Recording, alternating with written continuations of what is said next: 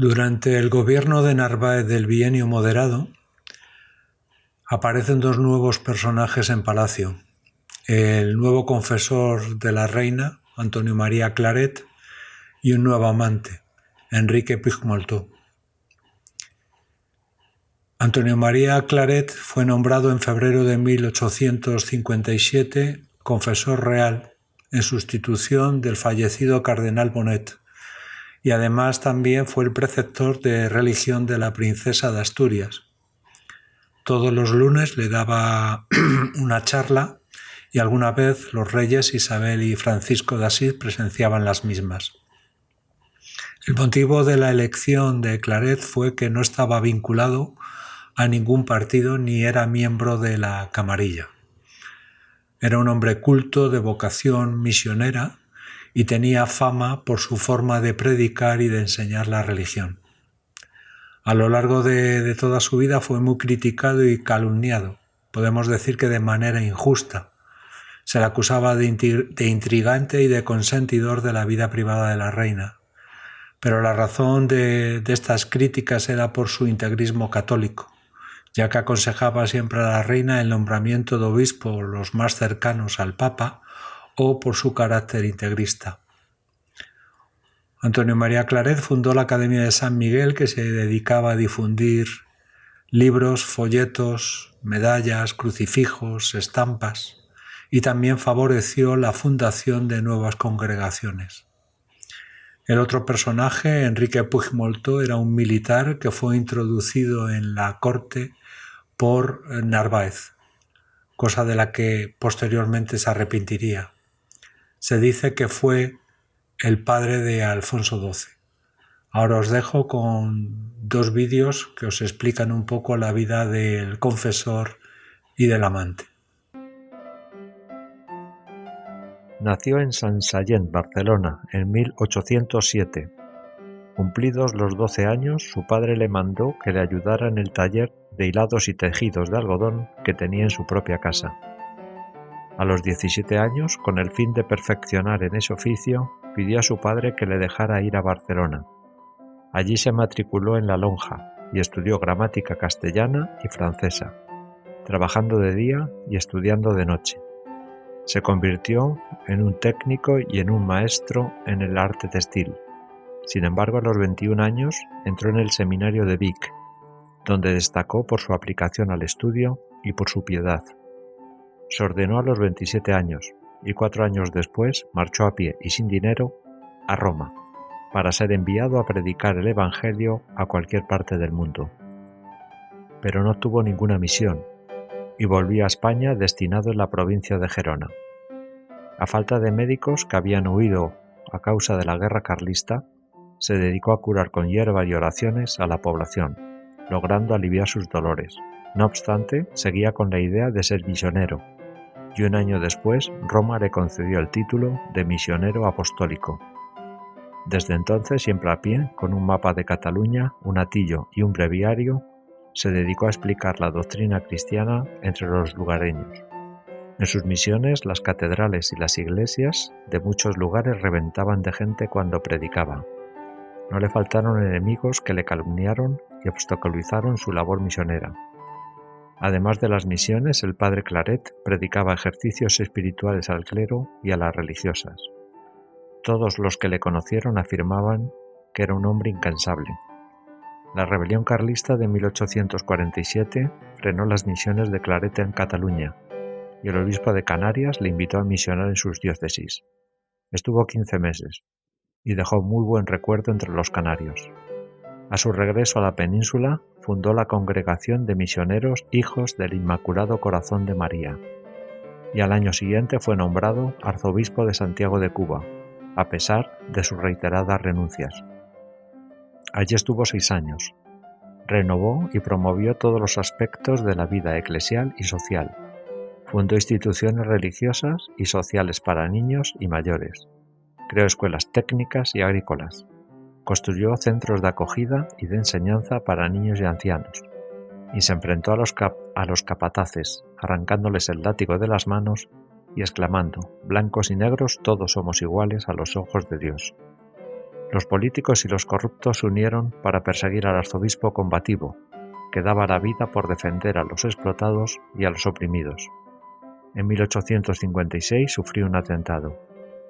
Isabel II le eligió como confesor, aceptando el cargo pero imponiendo ciertas condiciones, como no vivir en palacio, no implicarle jamás en enredos políticos y gozar de la debida libertad para ejercer su misión apostólica. En la corte se dedicaba a visitar a los enfermos, a los presos y sobre todo a socorrer a los pobres que llegaban a su casa diariamente. Fundó la Academia de San Miguel, una asociación formada por seglares que combatían los errores y los vicios con la verdad y las virtudes, las bibliotecas populares y parroquiales regidas por seglares, y fue nombrado por la reina presidente del monasterio del Escorial, para que se ocupara de su restauración, convirtiéndolo en un centro importante de culto y de estudio. No es extraño que un hombre tan influyente como Claret, que arrastraba a las multitudes, concitara también las iras de los enemigos de la Iglesia. Fueron muchos los atentados que sufrió, pero fue peor la campaña difamatoria para desacreditarlo ante la gente sencilla. Se le acusó de influir en la política, de pertenecer a la camarilla de la reina, de zafio, glotón, obsceno, ambicioso, ladrón y cobarde. El 18 de septiembre de 1868, tras el triunfo de la Revolución, acompañó a la reina a su exilio francés. Allí se dedicó a predicar, confesar, escribir y educar al príncipe Alfonso y a las infantas, sin descuidar en ningún momento las dos congregaciones por él fundadas. En marzo de 1869 se separó de la reina y se trasladó a Roma, donde siguió realizando las mismas obras apostólicas y prestando ayuda en la preparación del primer Concilio Vaticano. Murió al año siguiente a los 63 años.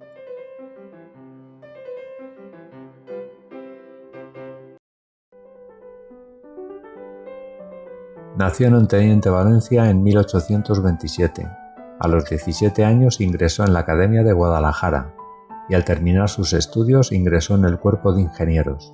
Era de carácter pendenciero y algo bravucón. Un joven dulce y guapo, pero de salud delicada. Le apodaban el Pollo Real. En 1856 Enrique fue destinado como oficial del Regimiento del Arma de guarnición en Madrid. Allí alcanzó el favor de la reina, que lo distinguió con el título de Vizconde de Miranda, título que había pertenecido a su familia, y con la Gran Cruz de San Fernando de primera clase, por arriesgar su vida en la defensa del Real Palacio en julio de 1856, cuando Espartero abandonó el poder y O'Donnell tuvo que hacer frente a la sublevación. Enrique Puigmoltó fue introducido por Narváez, quien pretendía librarse primero de Espartero y luego de O'Donnell. Deseaba un aliado en la Cámara de la Reina. Tal vez así pueda explicarse cómo, logrado en parte aquel objetivo político, Narváez aguantó el escandaloso asunto todo un año al frente del gobierno, aunque pasado el tiempo, él mismo se vio superado por los acontecimientos. Durante su relación nació Alfonso XII, al que apodaron el Puigmoltejo. Puigmoltó alardeaba entre sus amigos de los regalos de Isabel, y lo que es peor, de una carta donde ella misma informaba que era el padre de su futuro hijo. Los rumores cada vez más extendidos del influjo que Puigmoltó ejercía sobre la reina, incluso en el ámbito político, así como la existencia de aquella carta en manos del favorito, desataron un nuevo conflicto de importantes repercusiones. Francisco de Asís se retiró a vivir al Pardo y se negó a participar en las ceremonias oficiales de la corte. Claret conocía la relación íntima de la reina con Puigmoltó, tanto a través de la confesión como por los indiscretos comentarios de la servidumbre de palacio. Amonestó duramente a la reina, a la que trató de convencer de que no solo se trataba de cuestiones de moral, sino también de cuestiones de Estado, pues si nacía un varón se cuestionaría su legitimidad y su derecho a suceder a la princesa en el trono. La reina se mostró en la confesión muy arrepentida, pero después se sintió incapaz de apartar de su vida al oficial. Mientras tanto, en agosto de 1857, Isabel II solicitó al Papa Pío IX que apadrinara a su próximo hijo. En las deliberaciones del Vaticano se sopesó la información que llegaba del nuncio desde Madrid. Sus datos confirmaban la existencia de la relación extramarital de la reina, pero la justificaba por la pobre educación que recibió durante su infancia y por el desastroso matrimonio de Estado al que fue obligada. En cualquier caso, consideraba que la no aceptación del Papa daría lugar a un escándalo mucho mayor, pues sería la confirmación oficial y pública al más alto nivel de lo que ocurría en la intimidad de Palacio. Isabel pidió a Narváez un ascenso para Puigmoltó, ya que en el cuerpo de ingenieros solo se ascendía por antigüedad. Narváez se negó y amenazó a la reina con su renuncia, que fue aceptada nombrando en su lugar a un sustituto más complaciente. Al alejamiento de Narváez se sumó un nuevo auxilio de Francisco de Asís, y también se fue de palacio el confesor de la reina, tras declararse incapaz de seguir siendo cómplice, aunque involuntario, de los devaneos de Isabel. Esta dio marcha atrás y Puigmoltó se fue a Londres. Narváez volvió al gobierno, Francisco de Asís a palacio y Claret a su puesto de confesor. El 28 de noviembre de 1857 nació Alfonso XII y Pío IX fue su padrino. Enrique Puigmoltó entró en política y continuó su carrera militar, llegando hasta general. Se casó 2 veces y fallecería en 1900 a los 73 años.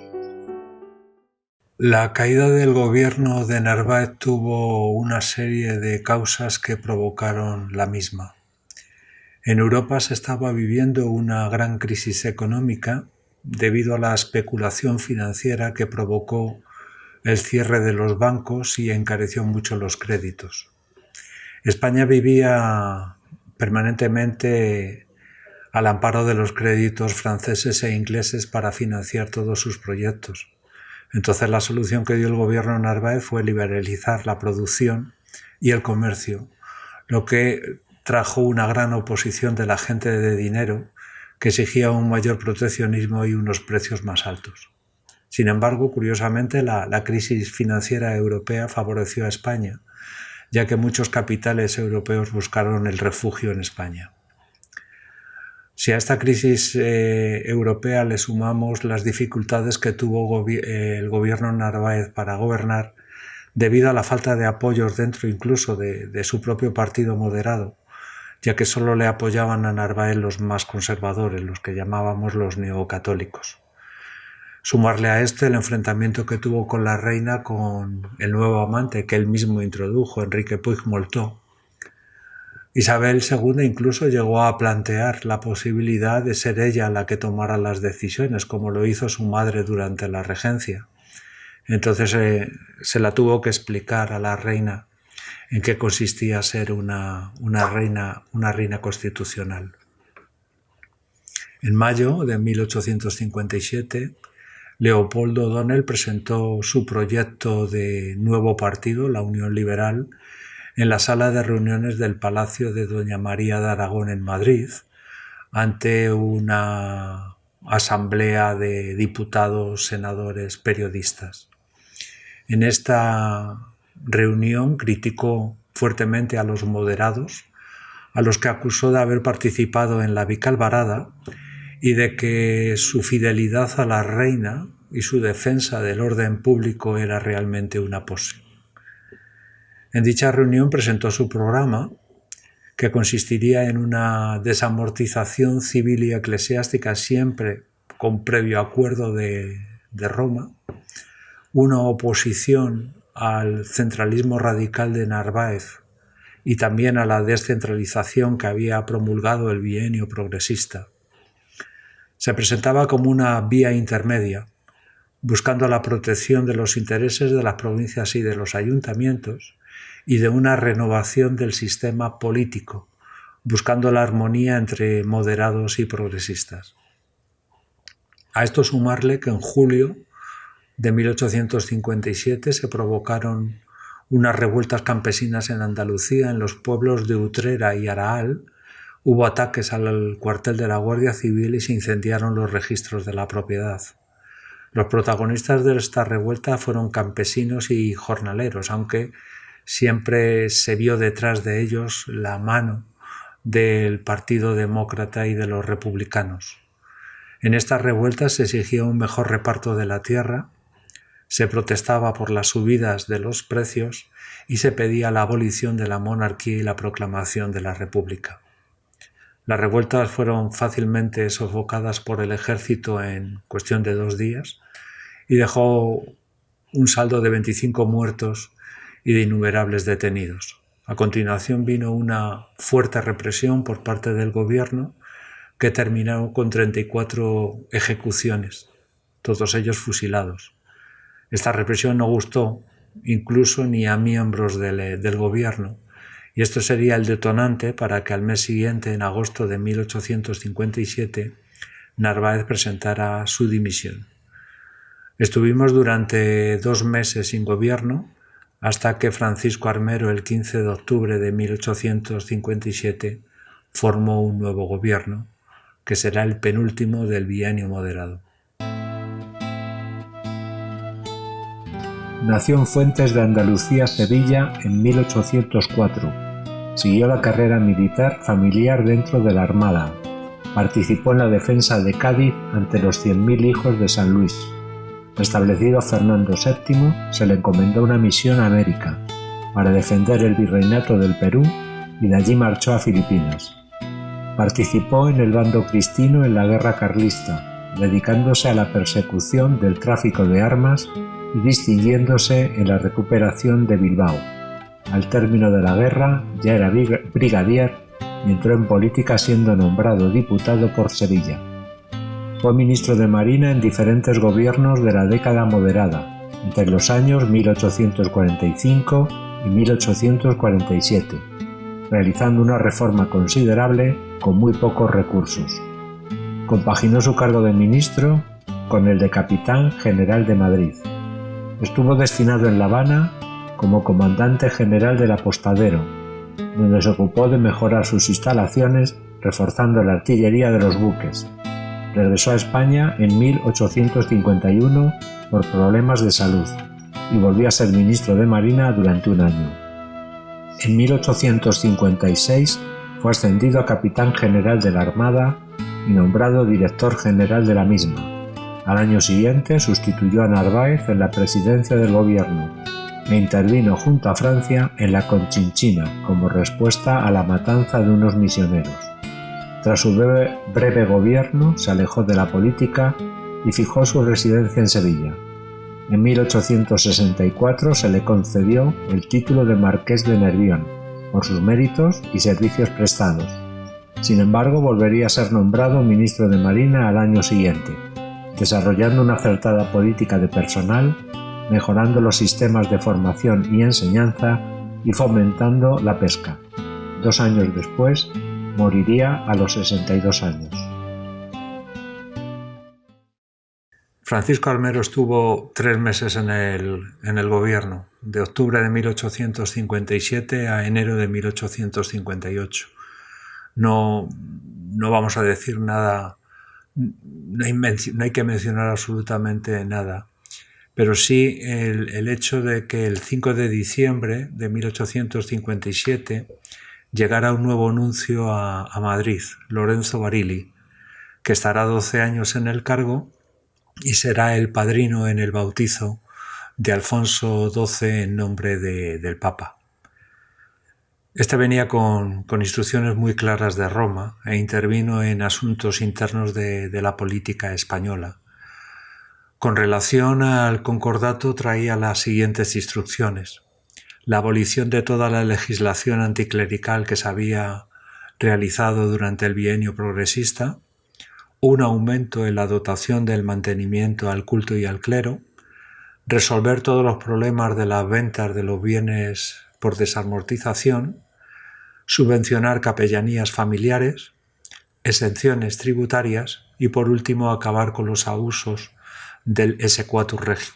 Acordaros, el exequatur regio es el derecho que tienen los reyes a vetar documentos que venían desde Roma.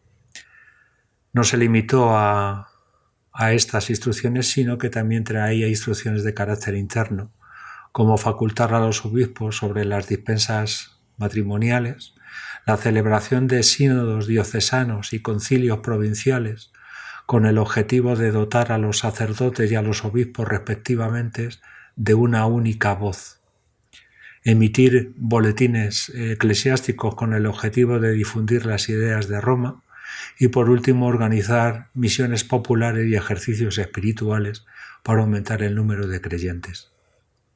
En estos momentos estaba viviendo en Palacio una influencia grande de la Iglesia y sobre todo dentro de Palacio, con la señorita Sor Patrocinio, conocida como Sor Patrocinio de las Llagas. Pertenecía a una congregación de la Inmaculada Concepción, a la cual Isabel II pidió al Papa que le diera excepciones fiscales y privilegios para dicha orden, cosa que no fueron concedidos porque supondrían una desigualdad contra otras órdenes. Sor Patrocinio ejerció una gran influencia no solo a la reina Isabel II, sino a su marido Francisco de Asís.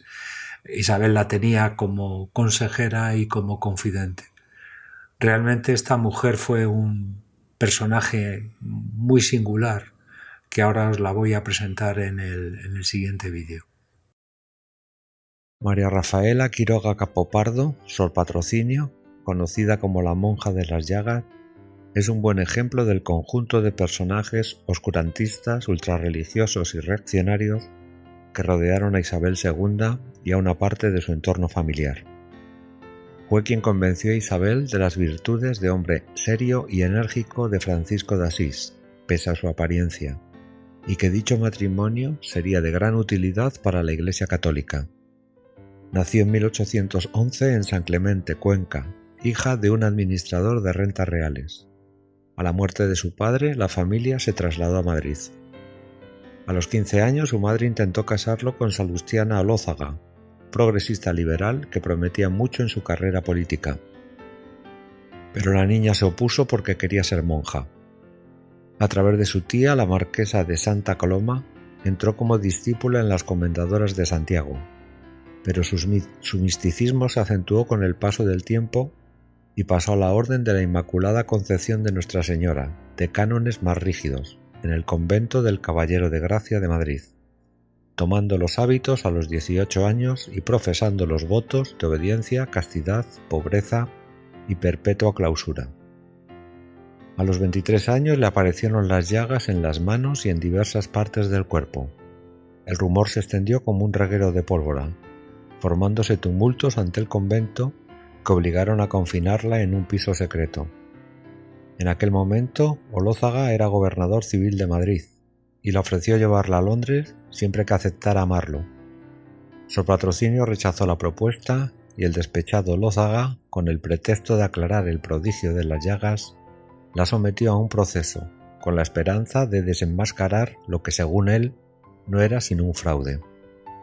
3 años más tarde se envió a la monja a un convento de Talavera de la Reina para cumplir su sentencia, acusada de impostura y de apoyar a los carlistas. De allí pasó a otro convento en Torrelaguna y hasta septiembre de 1844 no regresó a Madrid. El misterio de las llagas no se aclaró nunca, pues Sor Patrocinio llevó de por vida sus manos enfundadas en unos guantes, escamoteando la veracidad o falsedad de los estigmas.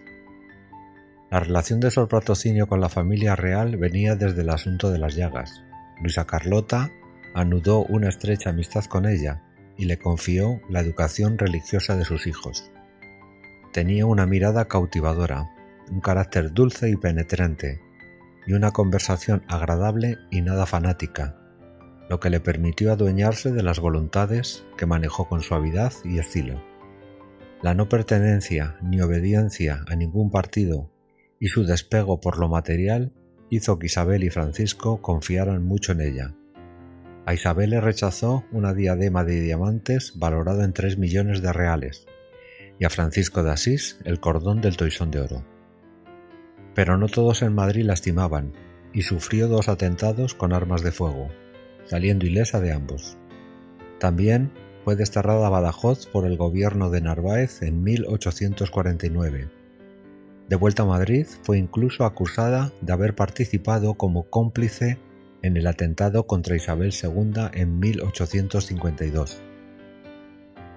A pesar de los intentos de sus detractores de acusarla de mentirosa y fraude, llegando incluso a involucrar al papado para que dilucidara la cuestión de los estigmas, Sor Patrocinio siguió manteniendo una estrecha relación con los reyes, sobre los que mantuvo una gran influencia, defendiendo los intereses de las posturas más ultraconservadoras. Tras la Revolución de 1868, acompañó a Isabel en su destierro en París y no pudo regresar hasta 1877, falleciendo 4 años después, a los 80 años. Francisco Armero dimitió al no conseguir que se nombrara como presidente del Congreso de los Diputados a Luis Mayans, siendo elegido en su lugar Bravo Murillo. Y presentó su dimisión. Isabel II le dijo que no dimitiera y que disolviera las Cortes, a lo que Armero se opuso considerando que era una cosa anticonstitucional. Y se volvió a llamar por tercera vez a Istúriz para que formara gobierno. Iba a ser el último intento del Partido Moderado para sacar las castañas del fuego.